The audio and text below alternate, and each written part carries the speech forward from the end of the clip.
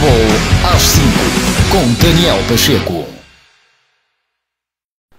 Boa noite, sejam bem-vindos ao Chá e Futebol às 5, aqui num episódio muito especial, e é muito especial principalmente para mim.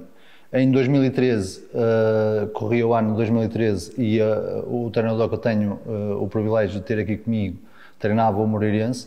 Vi muitos treinos deste treinador, porque na altura eu andava de campo em campo a observar treinos de treinadores e por uma questão de distância havia muitos treinos do Moreirense e havia muitos treinos deste treinador que está aqui comigo.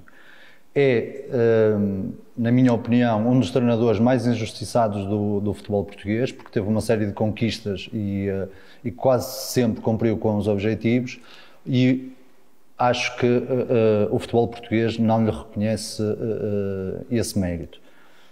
Falo do Mr. Jorge Casquilha, 52 anos, treinador UEFA Pro nível 4, casado com Edith Souza, com 2 filhos, o Hugo de 25 anos e o Martim de 6.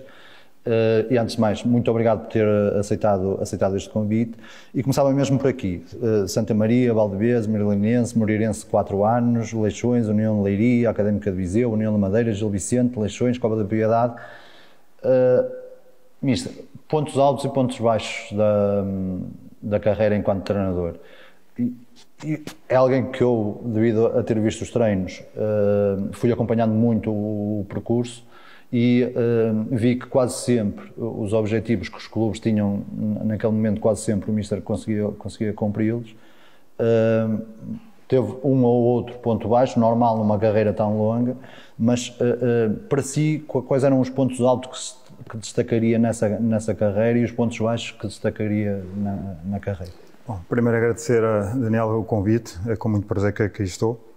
Em relação à pergunta que me faz, tenho de reconhecer que as 3 subidas de divisão que tenho no meu currículo, do Merlinense à 2ª Liga e do Moreirense da 2ª B à primeira, elas são os pontos altos da minha carreira. Mas também os trabalhos que fiz, principalmente em Viseu e na primeira passagem por Leixões, dois projetos muito difíceis, porque cheguei a Viseu com 11 jogos para acabar o campeonato e na linha de descida. No Leixões faltava só 9 jogos, portanto foi 2 épocas cirúrgicas, salvar os clubes da descida, e isso também foram conseguidos. Foi praticamente 2 subidas de divisão, porque conseguimos manter e os objetivos foram concretizados. Esse ponto, acho que mais altos, mais marcantes, que mais prazer me deu. Como todas as carreiras longas, há sempre um ponto ou outro que não me satisfez. Não digo que tenha corrido mal, mas tenho alguma pena não ter acabado os projetos, tanto no União de Leiria, na 2ª época, que íamos lutar pela subida de divisão. Tínhamos ganho a primeira fase e tínhamos passado à fase de subida.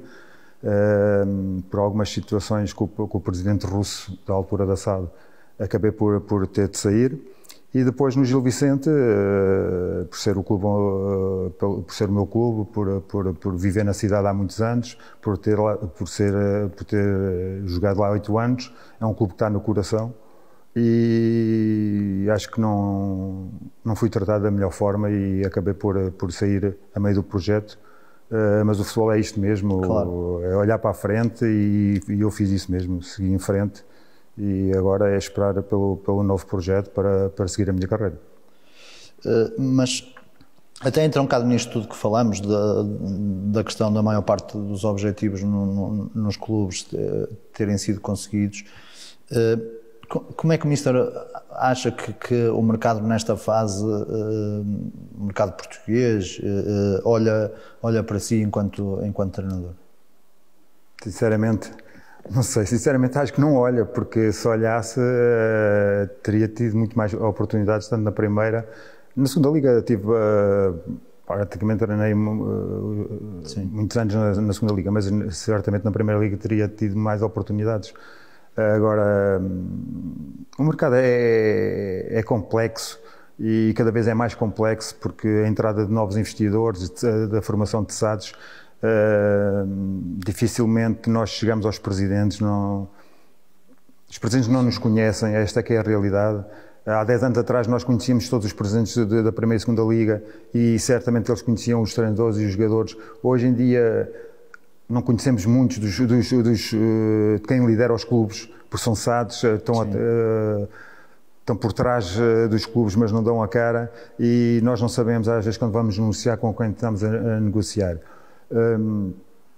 E isso pode ser um handicap para quem não tinha empresário, como eu nunca tive empresário enquanto jogador, enquanto treinador também não, subi a pulso da Distrital à Primeira Liga como treinador, mas senti agora uma necessidade de também ter um empresário, porque senti que o mercado assim o exige. Porque se as pessoas não me conhecem, eu não sou pessoa, não tenho caráter de andar a telefonar, claro, para os presidentes, para os diretores desportivos a oferecer-me, portanto nunca o fiz. Não é essa a minha maneira de estar no futebol, e se calhar perco por isso, porque outros o farão, como tudo na vida. Claro. Não é uma crítica, cada um toma a sua opção. Eu nunca o fiz e nunca o irei fazer, certamente. Portanto, senti a necessidade de ter o Ricardo Rissa como eu empresário há um ano para cá, e felizmente que ele está comigo, porque tem-me aberto outras portas, especialmente lá fora, e os convites lá fora têm surgido. Portanto, é sinal que as pessoas aqui dentro é que não estão atentas ao meu percurso, ao meu currículo, porque não vou referir o clube, mas só para lhe dizer que tivemos uma reunião com um clube em que o diretor desportivo não pediu o meu currículo. Portanto, para ver, ele tem de conhecer o meu currículo. Estamos em Portugal, eu treinei sempre em Portugal, claro, treinei primeira e segunda liga, ele tem de, não pode estar a pedir o meu currículo, é quase uma falta de respeito. Concordo. Não sabe o que é, ele nunca vai passar uma mensagem positiva ao presidente, ou vai fazer força no presidente para a minha contratação, porque ele não sabe o meu percurso, não sabe que tive 3 subidas, que tive 4 ou 5 manutenções, trabalhos muito arriscados que eu tive, porque não sabe. E isso acho que o mercado não sabe também no geral, e eu perco por isso. Portanto, acho que é muito por aí.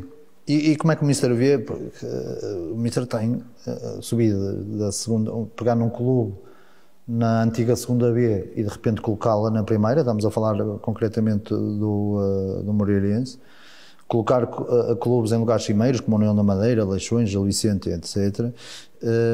E de repente nós, e é uma questão que se tem falado muito em relação ao mercado português, nós vemos treinadores a aparecer que foram jogadores, ok, mas que de repente, passado 1, 2 anos, estão na Primeira Liga e na Segunda Liga.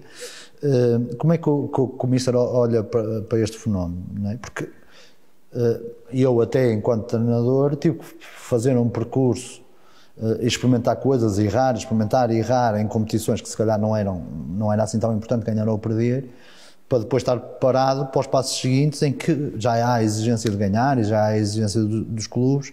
E a mim, pessoalmente, faz-me um bocado de confusão como é que aparecem treinadores que não vivenciaram isto, que não experimentaram, que não perderam, que não aprenderam, que não evoluíram, e de repente aparecem na Primeira e na Segunda Liga, se calhar muito por causa do networking que fazem e por causa de tudo o que envolve esta questão do futebol português. E eu, quando olho para os mercados internacionais, não vejo isto a acontecer tanto. Não sei se tem essa opinião. Sim, mas é um fenómeno difícil de explicar. Porque assim, eu não posso criticar um colega, porque são meus colegas, que comece logo na Primeira Liga, não é? Que não tenha de fazer o percurso todo, porque senão, muitos deles nunca chegariam à Primeira Liga. Esta é que é a verdade. Portanto, não me compete a mim estar a avaliar. Mas como é que vê essa quase moda no futebol português? É uma moda, como foi a moda há 10 anos atrás dos preparadores físicos por causa do Mourinho. Os preparadores físicos que eram os maiores, mas depois chegou a um ponto que rebentou, depois eram os adjuntos, passavam a principais e corria bem, ficava, a moda também acabou. O futebol vive de modas e eu já ando aqui, é para ver que já ando aqui há muitos anos, sim, já apanhei várias modas e tenho de adaptar-me, porque esta é que é a realidade. Eu é que tenho de adaptar ao mercado, por isso escolhi o Ricardo para me representar, porque sozinho neste meio tenho noção que é muito difícil se ingrar. Porque há alguém que tem de fazer também esse trabalho por mim, já que eu não tenho boa vontade de estar a ligar para este ou para aquele, portanto tem de ser alguém a fazê-lo por mim. E o Ricardo, como meu empresário, como meu agente e como pessoa da minha máxima confiança, faz esse trabalho e lindamente, e certamente nos próximos tempos irá dar o fruto que nós desejamos. O Mister é reconhecido, eu pelo menos tenho essa ideia e acredito que muita gente o tenha, até a parar esta conversa. Falei com algumas pessoas e elas têm mais ou menos essa ideia. O Mister é um homem de valores muito vincados. Acha que também pode ser esse fator no mundo do futebol com cada vez menos valores, que tem sido mais difícil esse regresso ao ativo? Acha que pode ser um handicap? Pode ser, se as pessoas falarem, se os presidentes falarem uns com os outros, pode ser um handicap para mim, porque eu sou uma pessoa, não sou melhor nem pior do que os outros, mas eu sou uma pessoa de convicções e uma pessoa reta e que tento ser justo e não gosto de jogadas dos bastidores e posso engolir um sapo ao outro, mas não gosto de engolir elefantes. E hoje em dia o futebol obriga-nos a engolir muitos elefantes. E cada vez mais o treinador no futebol atual tem menos poder sobre a equipa que comanda. Não só na construção do plantel, no início de épocas, cada vez esse papel é menos do treinador, é muito mais do investidor e do diretor desportivo. E sou do diretor desportivo, mas muito mais do investidor, porque então se forem investidores de fora, trazem as pessoas de confiança, porque fizeram um investimento e querem rentabilizá-la, é um negócio. Sim. E há essa dificuldade. Mas assim, eu também não vou fugir aos meus princípios, porque isso está dentro de mim, ao meu caráter. Tento que as pessoas compreendam o meu lado e compreendam que eu tenho esta maneira de estar e de ser e que tem dado bons resultados e que posso, uma vez ou outra, ser condescendente, não é condescendente, conseguir engolir um sapo. Agora, quando me querem fazer engolir elefantes, aí já não. Já é mais complicado. Neste programa é quase sempre com treinadores, numa ótica diferente, mas nos episódios especiais tentamos trazer treinadores de outras latitudes, já virados mais para o futebol profissional. E tem-se falado muito da questão dos códigos de conduta, de ética e de valores da classe de treinadores, que é algo que também, de uma forma geral, tem sido muito discutida na Associação Nacional de Treinadores, embora eu seja muito crítico à forma como é discutido, porque discute-se publicamente, mas depois internamente não se faz nada para alterar os comportamentos, e essas coisas a mim fazem-me sempre muita confusão. Mas como é que o Mister olha atualmente, e principalmente em relação, por exemplo, ao que era há 10 anos atrás? A mim parece-me que havia muito mais respeito entre os pares e havia uma conduta diferente por parte dos treinadores. Que ideia é que o Mister tem em relação a isto? Sim, a nível dessa situação de conduta, acho que sim, que tem-se vindo sempre a piorar. Eu estou no mercado há 15 anos e nós treinadores também, o nosso lote era menor. Fazíamos algumas reuniões, alguns jantares, conhecíamos praticamente todos os treinadores. Hoje em dia aparece treinadores de todo lado, nós nem os conhecemos, nem sabemos os seus nomes, não há nada contra eles. Agora, o mercado obriga talvez a que haja menos, uma conduta menos própria para a nossa classe. A nossa classe nunca foi muito unida e cada vez vai ser menos, porque o ser humano é muito individualista e a nossa profissão é uma profissão muito solitária e também muito individualista, porque só há um treinador por equipa. Esta aqui é a realidade e nós temos 36 equipas profissionais e se calhar temos 500 treinadores. Ou mais. Ou mais, já é um universo... É verdade. E, portanto, uma coisa... Mas não acha que acho que está-se a banalizar demais. Eu vejo coisas que claramente não me agrada quando estou a treinar. Por exemplo, depois cada um responde por si, eu não posso falar pelos outros, eu falo por mim.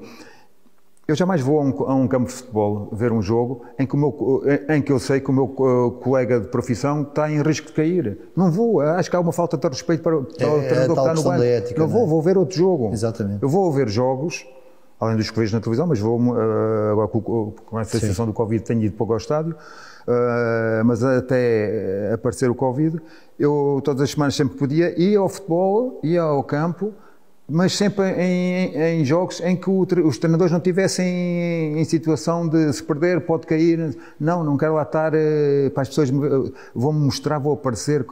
Não, e há muitos que o fazem. Eu recrimino, acho que, porque já estive no banco em situação perigosa e vejo lá 4, 5 treinadores à espera que eu morra para eles irem para o meu lugar. Isto eu chamo ali da selva, mas é isto que eu estou a lhe dizer. Somos tantos.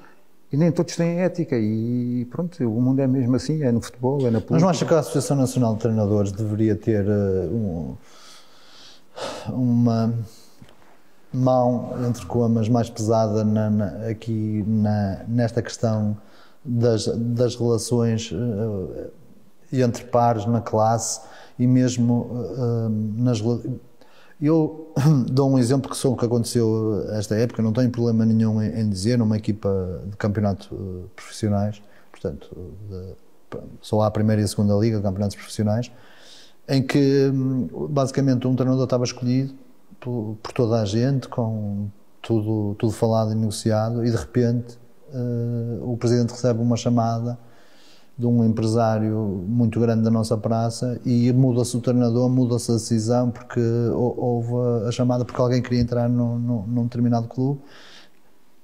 Isto parece-me que nós estamos aqui completamente à deriva e que na realidade todo o trabalho que as pessoas fazem no seu percurso vale muito pouco quando uma simples chamada resolve o problema. E, portanto, são estas questões que eu gostava de saber a sua opinião. O que é que se poderia fazer, no fundo, para mudar essa visão? Porque mesmo o público em geral começa a ter essa visão dos próprios treinadores. Não sei, sinceramente não sei. Eu passei também por um caso muito semelhante como presidente da segunda liga. Acertei com ele num dia à noite e no outro dia ia para assinar e o meu empresário liga-me a dizer que para não ir porque já tinha assinado com outro. Olha, eu desconhecia por completo, portanto então, não estava a falar do seu caso. Não é. Eu sei o caso que está a falar também. Assim, porque alguém oferece alguma coisa, o presidente não vai dar nada de borla, portanto espera receber algo em troca e hoje em dia o que é que... Ou é jogadores emprestados, ou que não lhes vai pagar o salário, ou é dinheiro de algum investidor que vai entrar, porque hoje em dia... Mas não acha que depois pode ficar caro isso tudo, até para o próprio clube? Sim, o seu silêncio acho que respondeu à pergunta e, portanto... Acho que temos mais do que evidências que tem tudo para correr mal nestes casos. E tem acontecido quase sempre.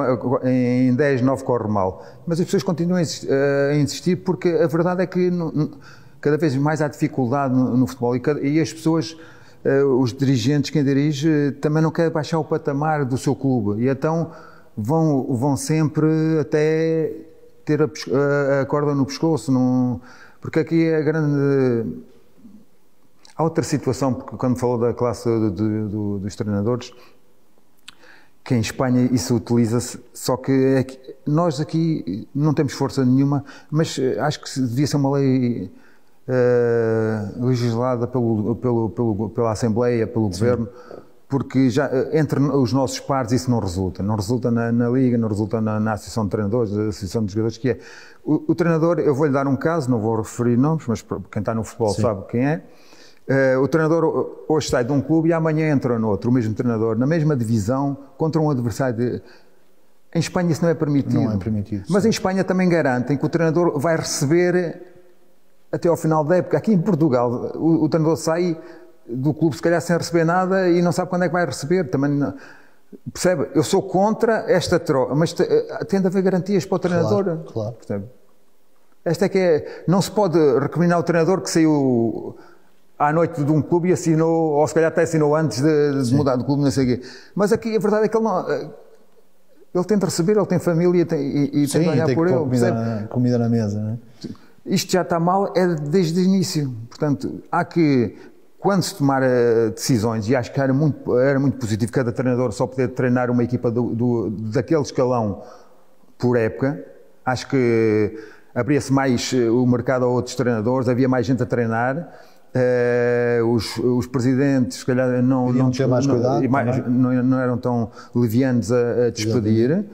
Porque sabiam que tinham de pagar, não podiam inscrever sem pagar, mas a verdade é que nada se faz e continua-se a dever imenso aos jogadores, aos treinadores, e a ver estas situações que nós achamos esquisitas, que o adepto acha que não deve acontecer, acha esquisito. Para nós, treinadores,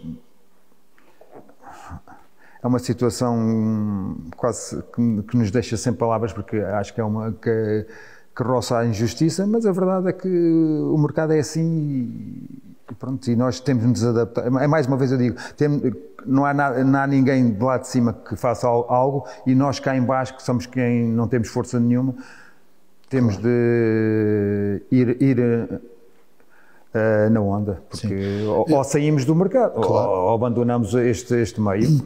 Sim, mas existe a Associação Nacional de Treinadores que acho que deveria se preocupar mais com essas questões e deixar outras questões de lado que se calhar não se devia interessar tanto. Eu agora focar mais em si e no que está para vir. Eu tenho informação, não sei se é verdade ou não, que teve apontado alguns projetos nos Balcãs. É verdade, em primeira instância? Sim. Mas porquê é que não aconteceram? O que é que achou que não eram projetos ideais para si? Não, ali a situação, estamos a falar não é uma situação fácil, os Balcãs, a nível de, estamos a falar ali de Kosovo, Albânia. Sim. De entrar, nunca nenhum treinador português treinou lá. Não é fácil lá entrar, embora o treinador português tenha um nome e um prestígio a nível mundial. E outra das situações que nós sentimos, eu e o Ricardo, foi que eles meteram muito, no início o entrave que nos meteram era a língua, por causa das conferências de imprensa, nem era inglês, nem era o alemão ou o dialeto deles, o kosovar, e era muito complicado. Essa situação depois acabou por, na segunda vez que fomos à mesa de negociações, acabou por eles aceitarem um intérprete nas conferências de imprensa. Estamos a falar da Primeira Liga, portanto, como cá em Portugal, muitos programas desportivos, e não é fácil, não é? Claro. Gerir essa situação. Mas depois disso foi ultrapassado por nós. Depois surgiu a situação do Covid e nós achamos que naquela altura que surgiu os convites era um país de muito risco para mim, pessoalmente. E a coisa ficou em stand-by, mas deixámos claramente portas abertas. Ficámos com uma boa impressão das pessoas que se sentaram connosco à mesa. Eles ficaram com uma excelente impressão do Ricardo e minha, e acredito, porque já houve novamente outros contactos agora nesta janela de agosto, que a qualquer momento podemos voltar a sentar à mesa e se calhar rumar a esse mercado. Como é que é, para quem está lá em casa, embora eu tenha algumas luzes, porque vi realmente alguns treinos, mas também já lá vão muitos anos, como é que é o Jorge Casquilha enquanto treinador? Normalíssimo. A nível de liderança, de treino? Sou um treinador calmo, muito rigoroso, meticuloso. Gosto de ter tudo planeado, não gosto de fazer nada em cima do joelho. A nível de programação de treinos, reúno sempre de véspera com a minha equipa técnica. No final de um treino, preparamos ainda no balneário o treino seguinte, para toda a gente da equipa técnica estar dentro do que vamos fazer, para nada sair em cima do joelho, porque isso também passa para os jogadores. Hoje em dia o jogador é muito inteligente, sim. E consegue observar se nós facilitamos ou não no nosso trabalho, e nós nunca facilitamos. Sou exigente, costumo sempre ter uma máxima que é: diz-me como treinas e eu dir-te-ei como é que vais jogar. O jogo é o reflexo do treino, treinas mal, 90% das vezes jogas mal. Isso é o básico, e ser muito exigente, estar-lhe sempre a bater na cabeça para não lhes fazer esquecer que o futebol é muito competitivo, há sempre alguém que quer o teu lugar. O futebol não são 11, são 24 ou 25 num plantel, e como eu considero que sou um treinador justo, comigo jogam os que eu achar que estão melhores no momento, não olhando a cores, a idades, a alturas.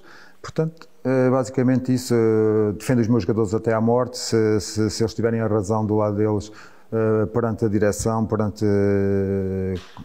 órgãos de comunicação social, eu dou a cara, não tenho qualquer problema. Nunca, e isso é uma coisa que eu gosto de referir, nunca critiquei um jogador meu em público, numa conferência de imprensa ou em qualquer outro meio de comunicação. Nunca o fiz. Acho, quando vejo um colega meu o fazer, acho que pode ser uma estratégia, mas acho que é penalizante para o atleta. Acho que eu, como atleta, não gostava, se alguma vez o meu treinador o fizesse publicamente. Se tem alguma coisa a dizer, diz-me no balneário, não é? No balneário, é isso mesmo que eu faço. Ou se achar que devo fazer se achar que o assunto é muito difícil para o atleta ser abordado à frente do grupo, faço no meu balneário, não tem problema nenhum. Se achar que é benéfico para o grupo assistir à reprimenda ou ao que eu vou dizer sobre o atleta, faço no balneário. Portanto, agora tenho sempre o máximo respeito pelos meus atletas e, acima de tudo, defendo-os até à morte. O Mister tem equipa técnica pronta para quando aparecer o projeto, ou depois, na altura, vai... Não, tenho a minha equipa técnica já formada, certo, há vários anos. E que trabalhará consigo? Que me tem acompanhado e certamente continuará a acompanhar. Muito bem. Nós vivemos também uma moda, embora esta moda eu até concordo com ela, e é a minha opinião. Vivemos muito agora a questão da observação e da análise do adversário. Também se fazia anteriormente, mas eu acho que agora está-se a fazer a uma escala muito profissional, uma escala muito rigorosa. O Mister, como é que olha para isso, para essa nova ferramenta que está aí para os treinadores? Fantástico. Hoje em dia só não tem conhecimento sobre o adversário quem não quer, ou quem não se quer dar ao trabalho. Nós temos uma pessoa da nossa equipa técnica só para esse trabalho. Hoje em dia temos acesso a uma plataforma com todos os jogos da nossa divisão. Temos outros mecanismos para ver o futebol a nível mundial, se quisermos ver um jogador de qualquer parte do mundo. Quando achamos necessário, mandamos também em loco ver os jogos, mas hoje em dia conseguimos ter acesso a todos os jogos dos adversários. Vimos 7, 8, 9 jogos, fazemos o apanhado que achamos necessário e filtramos o que achamos necessário para mostrar aos jogadores durante a semana, para preparar o próximo jogo com o adversário. Portanto, jogamos com as ferramentas... Mas condiciona o treino mediante essa mesma observação? Porque aquela questão de treinar sempre a preparar a competição, não é? Que hoje em dia as competições são tantas e os treinadores estão sempre em recuperação e preparação do próximo jogo, mas essa observação depois condiciona depois... Pode implicar um condicionamento em um ou outro treino. Elas vais ter de passar informação aos teus jogadores, claro. E se achares que aquele adversário vai-nos complicar, tem jogadas padrão que nós não estamos habituados a enfrentar, é lógico que depois de mostrares, é importante também no campo fazeres duas ou três situações para não ser só na teoria, levares os atletas a fazê-lo no terreno de jogo.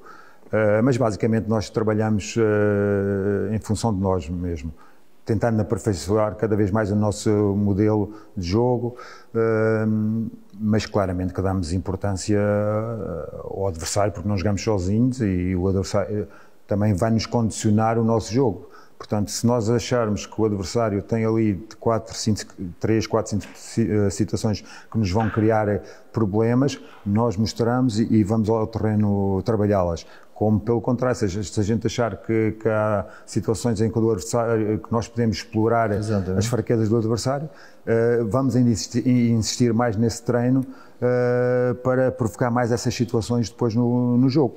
Mas com simulação real com simulação real, porque só na teoria muitas vezes não passa. Porque estamos a falar e em 20 e tal só metade na volta que está a conseguir assimilar tudo o que passa. Claro. Na prática é muito mais fácil, para o atleta é muito mais fácil. Mas acha verdadeiramente importante estas equipas técnicas multidisciplinares, com 8 elementos, com fisiologistas, com analistas, com observadores, com treinadores adjuntos, acha que o futebol caminha para mais parecido com a NBA, com o manager, não é? Que lidera esta gente toda? O Klopp falava disto, dizia que eu não sou um excelente treinador, sou alguém que é excelente a escolher pessoas, escolho os melhores para depois eu gerir, sou excelente a gerir pessoas. Acha que realmente o futebol está mesmo aí para aí? É este o caminho? Sinceramente não. Não por uma questão financeira. Estamos a falar dos clubes de topo que gastam milhões e milhões por ano. Mas isso é 1%. Vamos passar para a nossa realidade. Quem pode fazer isso? Os 3 grandes, o Braga? Sim. Sim, mas nós vemos, por exemplo, na Primeira Liga mesmo, esses têm 7, 8 pessoas. Sim, mas depois em condições. Sim, isso depois é outra conversa, não é? É outra conversa. Agora, eu não sou contra, aliás, sou apologista. Eu, quando negociei um contrato, tento sempre levar a minha equipa técnica. Uma vez ou outra já me aconteceu ter de deixar alguém fora dos meus 3. Isso é normal. Porque a equipa já tem lá mais tem 1 ou 2 da casa e o orçamento não dá para tudo. E para ir de borla também ninguém trabalha de borla, percebe? Agora, essa era a situação ideal, não é? Porque o treinador não sabe tudo. O treinador já foi... Há 20 anos atrás era um gestor de recursos humanos, que eram os jogadores. Agora é um gestor de recursos humanos, que é a sua equipa técnica e os jogadores. Sem dúvida. Se tiveres os melhores colaboradores, tu vais ser melhor. A tua equipa vai ser melhor. Isso é claro. Isso é claro. Por isso é que eu tenho um treinador de guarda-redes, porque eu de treino de guarda-redes não percebo nada. Só sei dar pontapés para a baliza e guarda... Não sei. Por isso está lá alguém que eu confio plenamente e que sabe. O preparador físico é a mesma coisa, o reparador é importantíssimo, o reparador físico, o fisiatra, o médico está nos treinos todos. Agora, isso custa tudo muito dinheiro. As pessoas têm devido a outras profissões, ou que têm 2 ou 3 profissões, médicos, fisiatras, não trabalham o tempo inteiro nos clubes. E para cada vez temos mais tempo com eles nos nossos clubes, também temos de lhes pagar, e bem, e por isso é que eu digo, no topo dos clubes europeus, sim, fantástico, 8, 9, 10, às vezes é um autocarro para a equipa técnica e outro para os jogadores, mas a nossa realidade, tirando 3, 4, 5 clubes, é muito difícil isso acontecer, porque o orçamento para uma equipa técnica é exprimido ao máximo. Mas como é que o Mister Casquilha descreveria a sua ideia de jogo num cenário, vamos chamar-lhe perfeito, em que tivesse jogadores que conseguissem cumprir com a sua ideia de jogo, com o seu jogar? Como é que o Mister descreveria a sua ideia de jogo? Eu tenho 2 modelos que gosto de implementar nas minhas equipas e normalmente treino-os, que é o 4-3-3 e o 3-5-2. Utilizo os 2 modelos e também os treino, porque não já o fazia anteriormente? Já o fazia mesmo. Eu lembro-me do 3-5-2. No Moreirense fiz-los muitas vezes no ano que subimos. Exatamente, eu lembro-me disso. Aliás, quando eu via os treinos, era em 3-5-2. Isto é engraçado porque eu depois tentei fazer igual numa equipa de sub-17 e aquele não correu nada bem, porque lá está, se nós não dominamos, mas foi aí que eu aprendi e depois vi ali os problemas que eu tinha na montagem, não é? Porque só ver não chega, é preciso estar lá e entronca naquilo que nós falamos anteriormente, que é preciso errar e perceber, e agora sinto-me muito mais preparado se tiver que montar uma equipa 3-5-2 do que quando errei a tentar. Mas continuo, por favor. Pronto, são os 2 modelos que eu gosto de utilizar. Agora está na moda os 3 centrais, sim. Eu já utilizava em muitas das situações, sim. Baixando na altura o Castro para fazer o terceiro central. Agora tu também é assim, se entras de início num projeto, não é? No início da época, e se tiveres autonomia para construir, tu podes construir consoante o teu modelo de jogo. Agora, se entras a meio, ou se entras de início e não te dão essa liberdade, tu tens de te adaptar aos jogadores, não é o jogador que vai se adaptar a ti. Tu é que tens de te adaptar aos jogadores, tens de ver os jogadores, a realidade que tens em mãos e adaptar o melhor modelo, a melhor tática para aqueles jogadores. Isso é quando entra a meio, e já entrei várias vezes a meio de projetos, é um desafio muito aliciante, porque às vezes nós é como voltar novamente à escola primária, vamos ter de rever tudo e às vezes voltar a mudar o nosso conceito de modelo de jogo, porque os jogadores que nós temos não se encaixam para aquilo. Era aí mesmo que eu queria trocar, aliás. No último clube onde eu estive, no Cova da Piedade, o 3-5-2 era um caos. É um caos. Ao terceiro jogo, 1-2, à terceira, pá, chega. Não dá, esta equipa não consegue jogar, não tem jogadores para isto. Era um caos, completamente perdido em campo, buracos por todo o lado. Enquanto no Moreirense, no Leixões, no União, os jogadores que eu tinha permitiam-me fazer isso porque tinha muita posse de bola, era uma equipa pressionante, forte fisicamente, que obrigava o adversário a errar logo na primeira fase de construção. No Cova não conseguia fazer isso, a equipa não conseguia, portanto tive de adotar outro modelo de jogo, mais retraído até, contra os meus pensamentos mais ofensivos, mas não tinha, e isso é o grande desafio do treinador, perceber que nós é que temos de adaptar aos atletas e os atletas não se adaptaram ao nosso modelo. Isto liga exatamente com a pergunta que eu tinha para lhe fazer a seguir, porque embora seja importante o treinador ter as suas convicções e a sua ideia de jogo bem firme, é muito importante olhar para o que tem à frente e, mediante o que tem à frente, adaptar, porque às vezes podem não ter características para desempenhar a ideia de jogo. Acha que nós temos um exemplo do campeão nacional que é um treinador que joga num determinado modelo, mas tem opinião muito importante na aquisição dos jogadores para a ideia de jogo dele e para o modelo dele. Acha que realmente esta ligação de treinador, contratações, direção do clube é fundamental para as coisas resolverem. E depois entronca noutra coisa, que é o casting do treinador. Não é? Se eu, presidente, quero jogar de uma determinada forma, se quero que a minha equipa vá para cima do adversário, tenho que contratar um treinador que tenha essa ideia de jogo. Faz sentido isto? Claramente, qualquer das situações.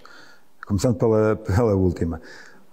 Se o treinador, ou o diretor desportivo, ou o SAD, quer jogar de uma maneira, ou tem um pensamento para o jogo em que quer este jogador a jogar ou neste modelo de jogo, o casting tem de ser ao encontro com aqueles que pretendem do treinador. Não é contratar o treinador por uma situação ou outra, ou porque fez um bom trabalho aqui, ou porque foi indicado por fulano A ou B, que esse treinador vai conseguir explanar o que eles querem. E depois aí, logo à partida, começou mal. E depois acaba por haver os confrontos, porque as duas cabeças, as duas mentes não estão com a mesma ideia. Isso é logo... E acontece muito no futebol. Acontece bastante. Acontece bastante, claramente. Eu lembro-me do Jaime Pacheco, que é campeão em Portugal da forma que nós vimos, com uma equipa cheia de alma, cheia de garra, muito duelo, muito a segunda bola, e de repente chega ao Málaga e aquilo não corre bem porque o Málaga não jogava assim, era impossível, não é? E, portanto, alguém falhou no casting do Málaga para ir buscar um treinador que tenha um perfil completamente diferente. E é só um exemplo. Portanto, acontece muito no futebol português, e eu diria internacional, embora nós estamos a falar do futebol português. Portanto, acha importante o treinador ter voz ativa? Tem de ser, se a sintonia for total entre a direção e o treinador, o diretor desportivo, para se contratar, se falar abertamente o que é que se pretende, eu acho que estamos mais perto do sucesso, claramente, porque estamos a caminhar os três para o mesmo sentido, para o mesmo lado.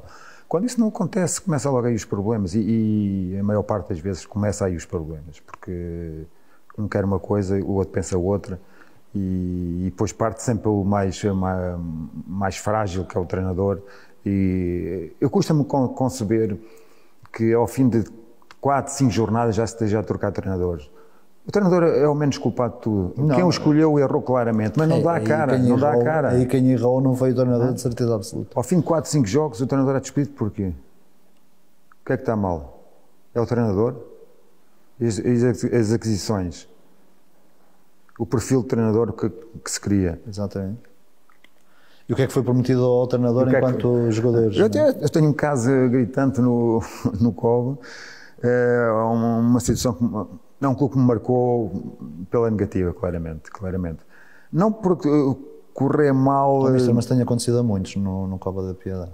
Sim, eu já estava avisado, mas o Vítor Pereira, que foi meu treinador, no Espinho no último ano que fui jogador, que agora está no Fenerbahçe, diz que quando assumiu os alemães do Munique... Sim. Ele estava avisado, sim, eu lembro avisado, disso, sim. E depois, quando é despedido, quando sai, num programa televisivo, ele assume uma entrevista que pensou que podia fazer milagres, mas não há milagres no futebol. Ele pensou que conseguia, e eu quase que tenho... Nós treinadores temos um bocadinho isso, não é? Nós acreditamos sempre que vamos fazer diferente. Conseguimos melhorar, conseguimos salvar, conseguimos fazer, porque nós acreditamos muito no processo, em nós, na nossa ideia, nós vamos mexer, vamos conseguir. Mas a verdade é que quando o caos reina à tua volta... É impossível. É impossível. E eu costumo dizer, o Cova tinha tudo para correr mal e correu. E até que... Porque, assim, e a maior parte das pessoas não sabem o que é que se passou no Cova, né? Só para lhe dar, e também não vou estar agora aqui e estar a lavar a roupa assim, mas não é o interesse desse não é o programa, mas só para lhe dar uma situação que já com o Ricardo como meu empresário, como meu conselheiro, tivemos uma reunião com um clube em que, da segunda liga, que também não optámos por haver um acordo, porque o clube também não tinha, que achamos, as condições mínimas para se ter sucesso. Era outra vez um risco enorme assumir esse clube. E eu digo-lhe a situação do Cova. Nós sabíamos a situação já de ouvir falar, não é? Mas eu tinha o diretor desportivo lá, que já tinha sido meu diretor desportivo no União da Madeira. Pronto, e ele vendeu uma ideia que não era tão má. Só que até ao primeiro jogo do campeonato, são 6 semanas, nunca treinei no estádio. Nunca tivemos balneários. Lavávamos a roupa nas lavanderias da cidade. Pronto, está tudo dito. Fazíamos horas e horas, íamos treinar a Troia, a Rio Maior, fazíamos mais quilómetros na estrada, vivíamos no autocarro. Uma coisa impensável. É impensável. Tem tudo para correr mal. Tem tudo. Eu só me arrependo, eu digo isto à minha mulher, só me arrependo, em vez de eu admiti-me no dia 15 de dezembro e disse ao Presidente, paga-me até ao dia 2, não paga o resto do contrato, eu não aguento mais esta situação, vou-me embora. Mas devia tê-lo feito no dia 31 de agosto. Quando fechou as inscrições e não contrataram os jogadores que eu pretendia, eu já sabia que daí para a frente era só sofrimento. Era só sofrimento. Tenho falado aqui, e até por uma questão de honestidade, o Ricardo de Rissa Pinto representa o Mister, também me representa a mim, é a pessoa que tornou possível tê-lo cá no programa. A mim honra muito, porque eu falei-lhe do conhecimento que tinha do Mister e meti a cunha para eu convencer a vir cá ao programa. Eu sei que uma das coisas que o Ricardo mais odeia é que lhe chamem empresário, porque ele realmente não é. É alguém que gera uma carreira. Acha que é importante esta ligação de treinador, gestor de carreira, para não lhe chamar empresário, senão ele fica chateado. Acha que é importante esta ligação e este trilhar do caminho que o Ricardo tão gosta de fazer? Sim, e por isso este caminho que eu levei, que eu adotei, que senti que tinha necessidade, e depois conheci o Ricardo, que eu joguei com o pai dele na Académica. Não sabia. Joguei com o Mota na Académica. Que é um treinador fantástico também, não é?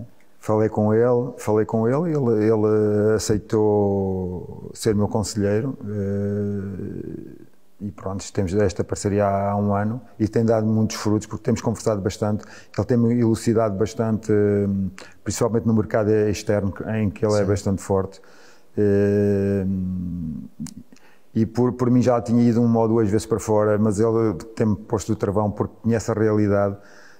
As coisas não estão nada fáceis na Arábia, nas divisões inferiores, e ele sabe isso.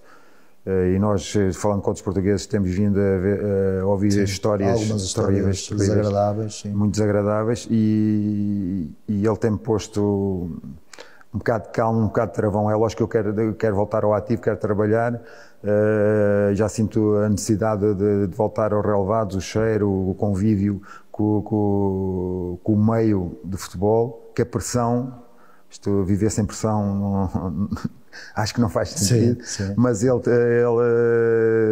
tem conseguido pôr o travão, e vamos escolher o projeto certo, sabendo nós, ele e eu, e tu também, sim, que o projeto certo é aquele que ganha. Hoje em dia o futebol não há projetos, não se faz projetos a médio e longo prazo, faz-se projetos a curto prazo, ou ganhas ou não há projeto. Ou não há projeto.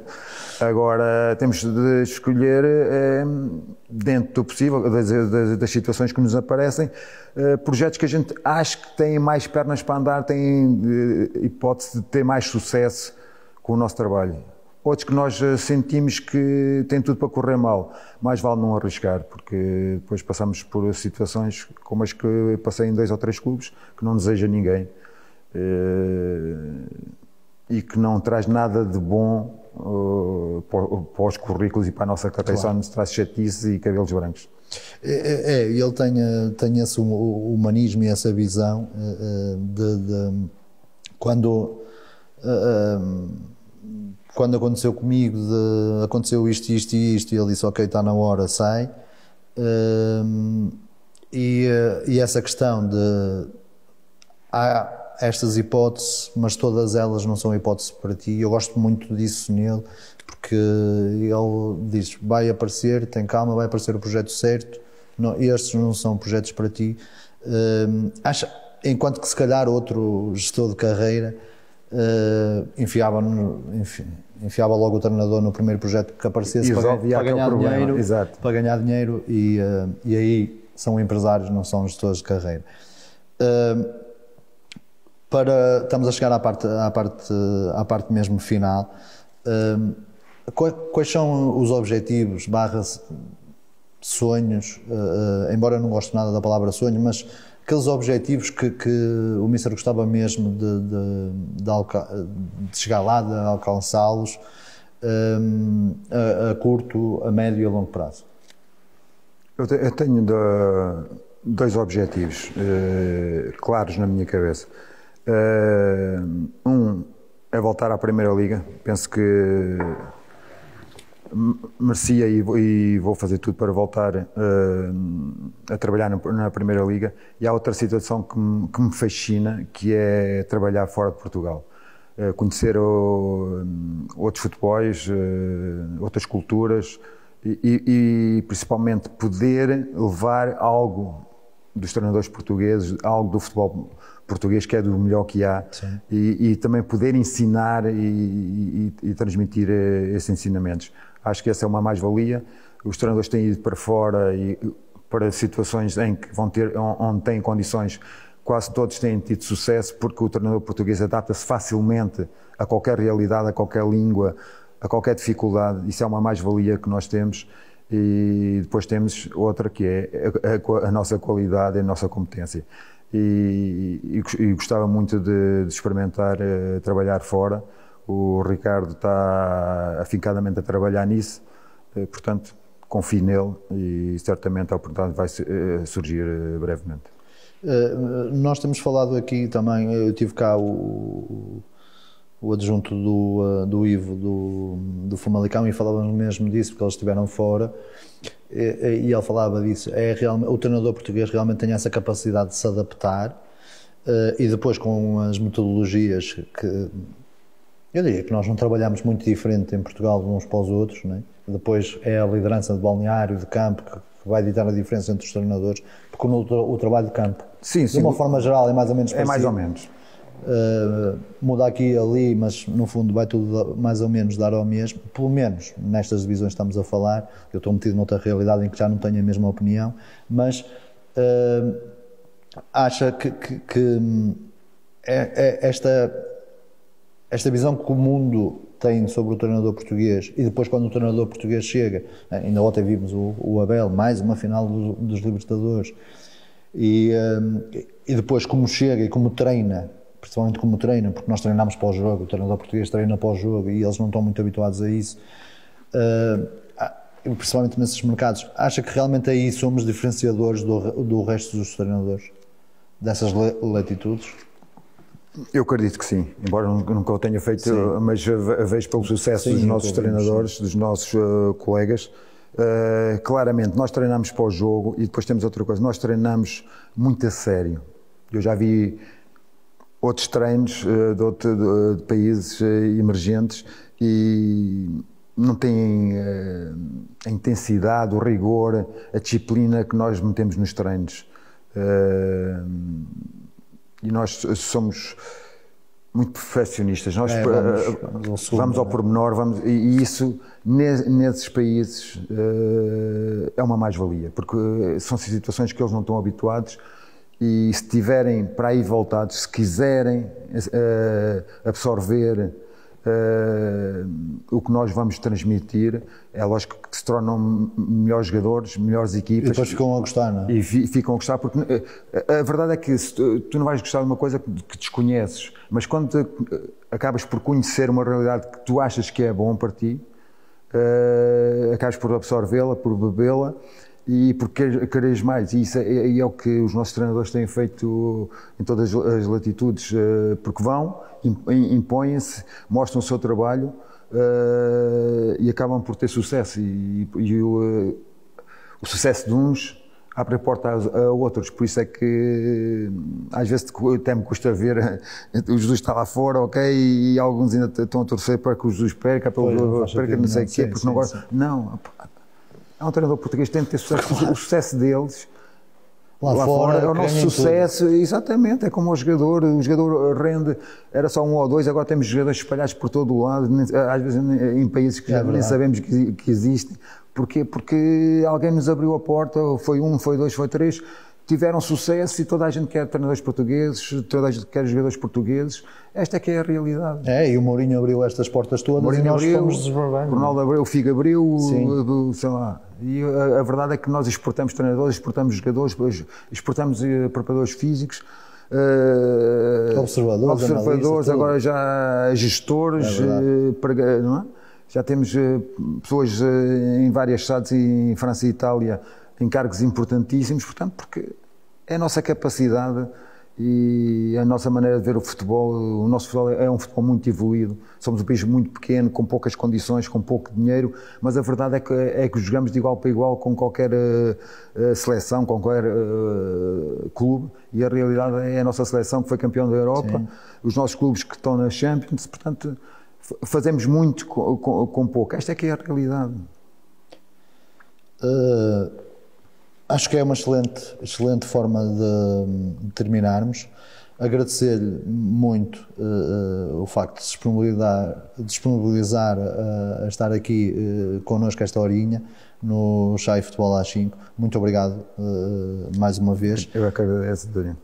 E vocês já sabem, nos episódios especiais traremos sempre pessoas, treinadores ou individualidades do futebol de outros campeonatos. Deixamos de lado o futebol distrital.